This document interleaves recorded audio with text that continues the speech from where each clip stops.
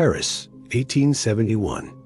A city under a leaden sky, draped in the sober gray of Prussian occupation. The grandeur of the boulevards was muted, the usual symphony of Parisian life replaced by the heavy tread of foreign boots and the quiet murmur of defiance. It was a city holding its breath, waiting. And in this city of shadows and whispers, two lives were about to collide, two worlds separated by war, politics, and a chasm of resentment.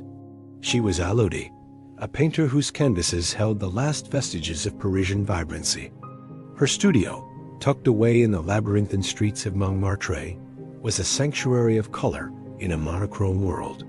He was Lieutenant Friedrich von Richter, a man of duty and discipline, an architect of the very occupation that stifled Elodie's world. His days were spent enforcing order, his nights in the stark loneliness of a commandeered apartment overlooking a city that despised him. Friedrich first saw her not in person, but through her art. On a routine patrol, he was drawn to a small gallery window. Amidst somber landscapes of the changed city, one painting blazed with life. A sunset over the Seine, not as it was, but as it once was, a riot of defiant gold and crimson. He learned the artist's name, Elodie Vassar. He found himself inexplicably drawn to this unseen woman who dared to remember color in a world of gray. He began to alter his patrol routes, hoping for a chance glimpse, a fleeting vision of the hand that held such defiant hope. For Elodie, the Prussians were a faceless entity, a crushing weight on her beloved city. She painted to remember, to resist, to keep the soul of Paris alive on her canvas. She was unaware of the blue-eyed lieutenant who studied her work from afar, a silent admirer from the enemy camp. Their first meeting was a matter of chance, or perhaps fate. A sudden downpour sent Parisians scattering for cover.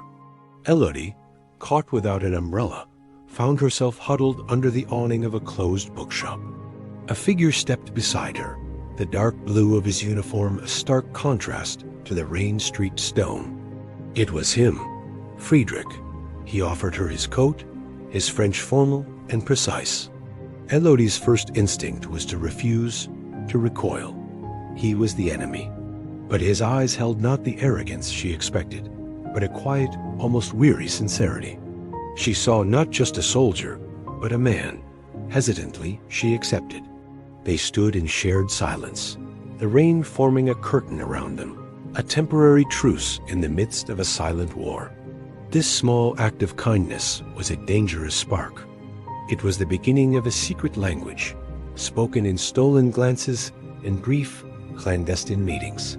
Their encounters became a secret ritual. He would find reasons to be in Montmartre. She would linger by her window, pretending to watch the street. They would meet in the forgotten corners of the city, a quiet church, a secluded park bench, the shadowed aisles of a library. They rarely spoke of the war. Instead, they talked of art, of music, of the architecture he admired, and the poetry she loved. They discovered a shared world that existed outside their uniforms and allegiances. In her studio, surrounded by the scent of turpentine and oil paint, he saw the city through her eyes, a place of beauty and resilience, not just a conquered territory. For Elodie, he was no longer just a Prussian. He was Friedrich, the man who understood the melancholy in a Chopin nocturne, who saw the stories in the stones of Notre Dame.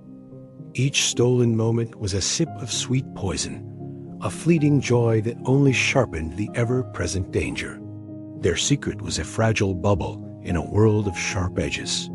The whispers began as a low hum, then grew into a murmur that followed Elodie through the market, a neighbor's cold shoulder, a baker's curt ply. Her association with a Prussian officer, no matter how discreet, had not gone unnoticed. The city that she loved, the very soul of which she tried to capture on canvas, was turning against her. She was a collaborator, a traitor in the eyes of her people. Friedrich, too, felt the walls closing in. A questioning look from a fellow officer, a pointed remark from his superior about being too familiar with the locals. The pressure mounted from both sides. Their private sanctuary was being besieged by the public war. The joy of their meetings became tainted with a growing dread. Every shared smile, every whispered conversation was now underlined with the grim possibility of discovery and ruin. The risk was no longer an abstract concept. It was a palpable threat that walked with them down every street. One evening, as twilight painted the sky in shades of bruised purple, the inevitable arrived. Elodie returned to her studio to find it ransacked. Canvases slashed, paints overturned, a cruel violation of her sacred space. Scrawled on the wall in crude charcoal was a single word: traitress, traitor.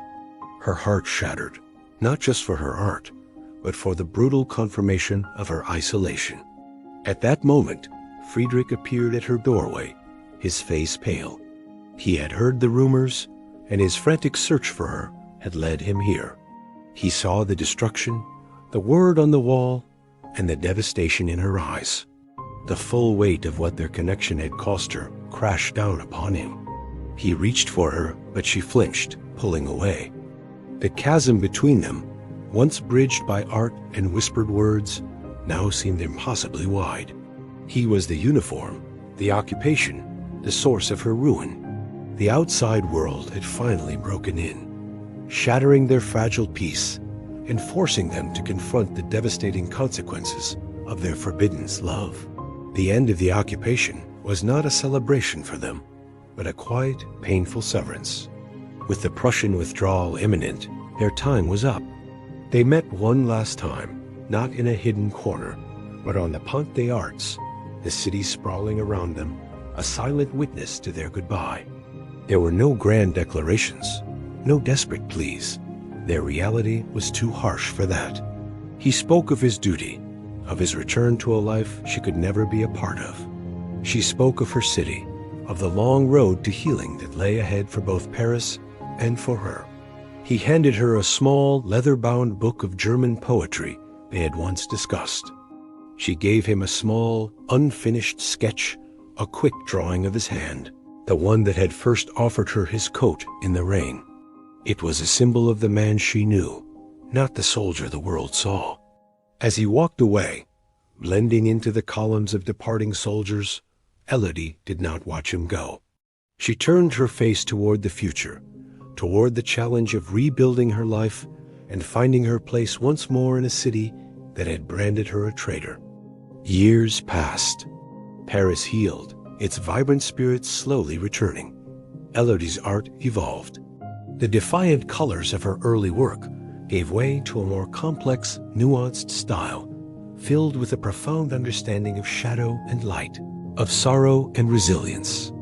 She became a celebrated artist, her work praised for its deep emotional honesty. She never married.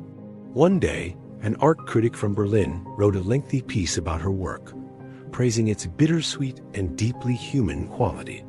He wrote of how her paintings captured the universal ache of loss and the quiet strength of hope. Elodie read the article, and a faint, sad smile touched her lips.